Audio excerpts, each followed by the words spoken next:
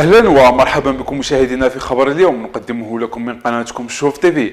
أثارت التطورات الأخيرة في القضية الوطنية وخصوصا القرارات القوية التي اتخذها المغرب ضد بان كيمون الأمين العام للأمم المتحدة عقب تصريحاته غير الحيادية خلال زيارته للمنطقة جنون البوليساريو والجزائر. فبعد الحملة الإعلامية المسعورة التي يقودها الطرفان ضد المغرب، عادت البوليساريو من داخل مقر الأمم المتحدة إلى تهديد المغرب بالحرب وحمل السلاح، وجاء ذلك على لسان أحمد بوخاري ممثل الجبهة بمنظمة الأمم المتحدة، والذي قال في تصريحات صحفية من داخل مقر المنظمة إن خروج بعثة المينورسو من مناطق الصحراء سيفتح الباب لاستئناف الحرب ضد المغرب. وفي هذا الصدد ربطنا الاتصال بالمحلل السياسي إدريس القصوري الذي قال إن البوليساريو تتكلم في الهواء ولا تستطيع فعل أي شيء، مضيفا بأنها جبهة وهمية لا تتوفر على القدرة لتواجه الجيش المغربي،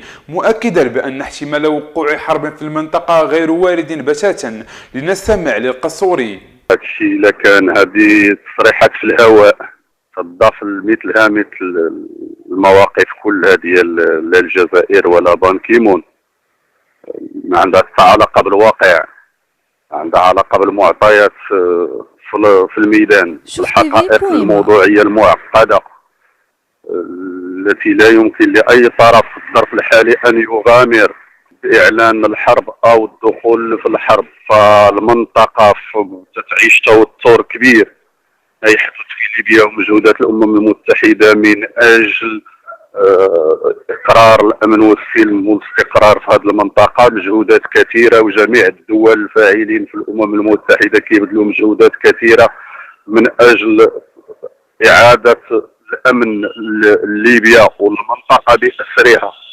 وكل حركة وسوء تدبير أو تقدير يؤثر في المنطقة بكاملها ويؤثر حتى على أوروبا ويجعل المنطقة في واحد الفوضى عارمة وكالضعف، وغادي يعطي فرص كبيرة للإرهاب والداعش التمدد للاختراقات للحصول على الأسلحة. فالبوليساريو ليست وحدها هي التي تقرر ككيان وهمي ليس دولة، ليس له إمكانيات. فإذا كان كذلك فالجزائر هي التي تقرر، والجزائر كذلك لا تستطيع في هذه المرحلة مرحلة انتقال، حتى وإن كان عندها رغبة في ذلك فهي مجبرة في الظرف الحالي الأمور داخلية.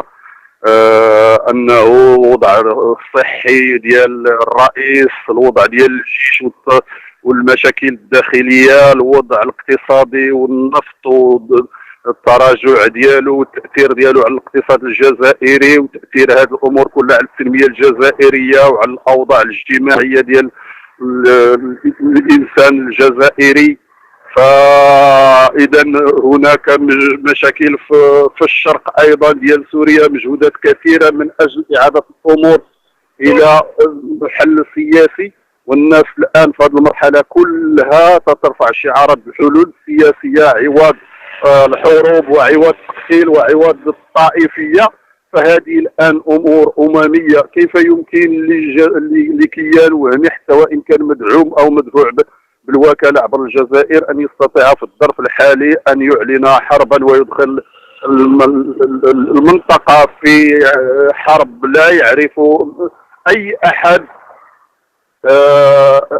لا يتحكم فيها أي أحد ولا يعرف إلى أين ستمتد.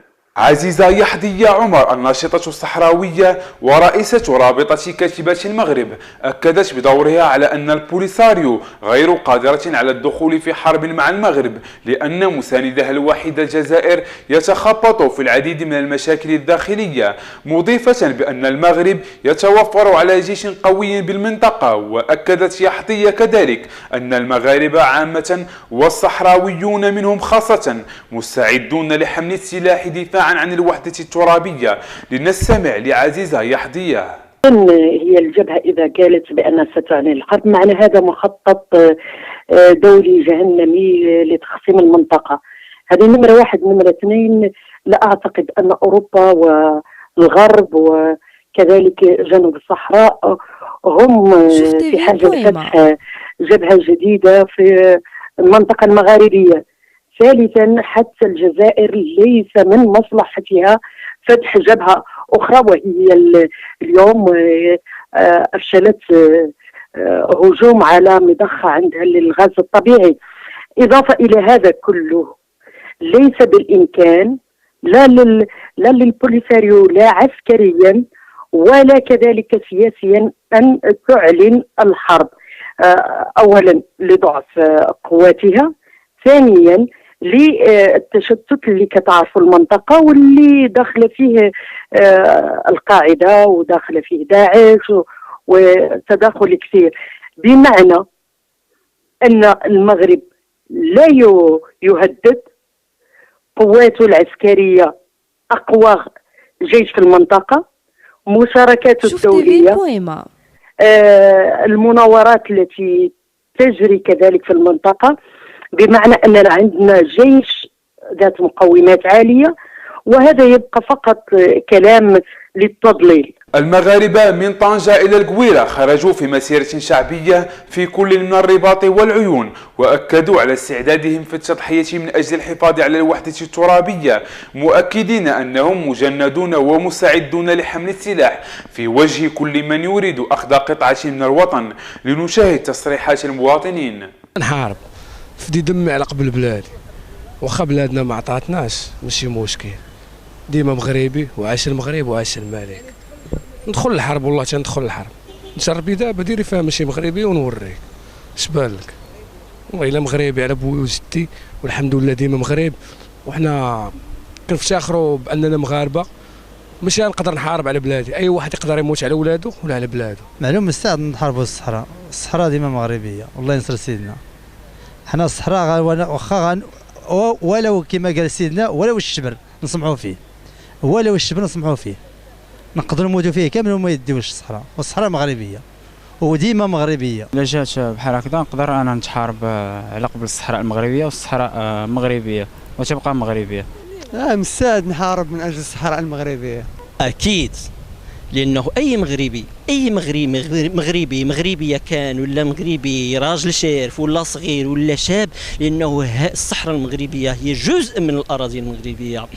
يبغي اللي يبغى المغرب في صحرائه والصحراء المغربيه في مغربها، هادشي ما تنتناقشوش وما خصوش يتناقشوا اي واحد، وغادي نحاربوا من اجلها الى ان يرث الله الارض ومن عليها. مستعد نحارب لان هذه بلادنا، وبنادم اللي ما كيموتش على بلادو راه ماشي مواطن حر، بنادم هو اللي يموت على بلادو وولادو، وهذا ما يمكن. حنا مستعدين الى كانت شي نداء ولا شي حاجه، حنا مستعدين جاد.